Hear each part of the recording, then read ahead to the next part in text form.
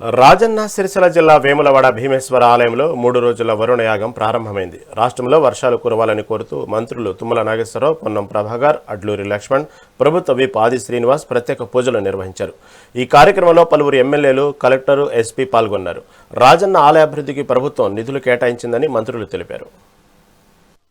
అందరికీ హృదయపూర్వక నమస్కారాలు తెలియజేస్తూ పోయిన కేబినెట్ లో ప్రభాకర్ గారి యొక్క సూచన మేరకి దేవాదాయ శాఖ నిర్ణయం తీసుకుంది.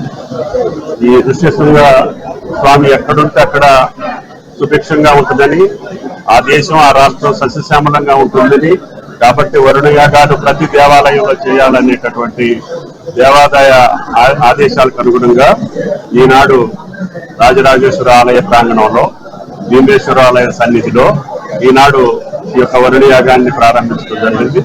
దానికి అనుగుణంగానే ఆ యొక్క భగవంతుడు కరుణించి ఈనాడు తెలంగాణ వ్యాప్తంగా వర్షాలు కురిపిస్తున్నటువంటి సంగతి మీరు చూస్తున్నారు.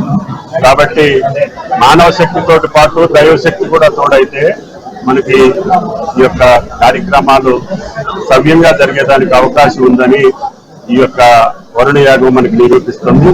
కాబట్టి ఆ యొక్క ఋషశృంగ పూర్వుడి యొక్క కరుణా కటాక్షాలతోటి తెలంగాణతో పాటు భారతదేశం సుభిక్షంగా ఉండాలని ఆ భగవంతుడు కోరుకుంటున్నారు. గౌరవ జిల్లా ఇన్ఛార్జి మంత్రి తుమ్మల నాగేశ్వరరావు గారు, జిల్లా మంత్రి అడ్లూరి లక్ష్మణ్ కుమార్ గారు, స్థానిక శాసనసభ్యులు, ప్రభుత్వ విప్ ఆది శ్రీనివాస్ గారు, కౌంపల్లి సత్యనారాయణ గారు, డాక్టర్ సంజయ్ గారు, కలెక్టర్ గారు అందరూ కూడా ఈ రోజు ఇక్కడ జరిపినటువంటి పూజల ద్వారా ఈ లోక కళ్యాణం కొరకు, ఎవరు వ్యక్తిగతంగా ఈ కోరికలు లేకుండా లోక కళ్యాణం కొరకు చేయడం జరిగింది.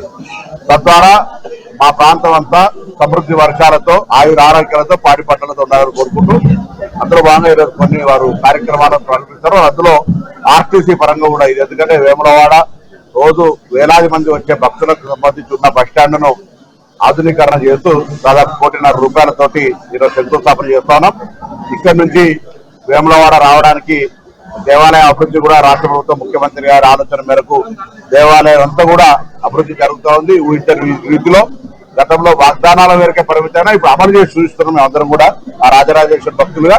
కాబట్టి వచ్చే ప్రజల కొరకు అవసరం ఉండే విధంగా ఆర్టీసీ బస్టాండ్కు సంబంధించి కూడా అభివృద్ధి చేస్తా ఉన్నాం.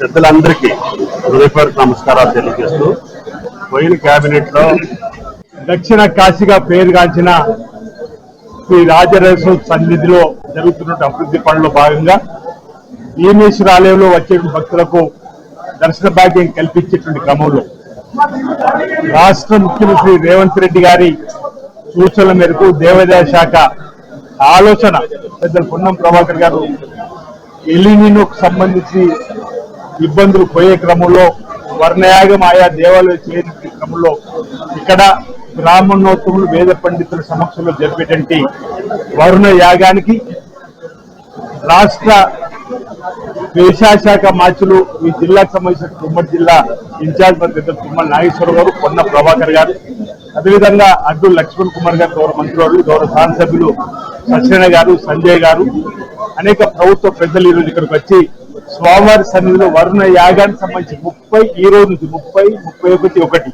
3 రోజులు 24 గంటలు వరుసగా వర్ణయాగం చేసేటువంటి కార్యక్రమాన్ని అంకురార్పణ చేసినటువంటి గౌరవ మంత్రులకు నేను ఈ ప్రాంత ప్రజల పక్షాన్ని స్వాగతం తెలియజేస్తున్నాను.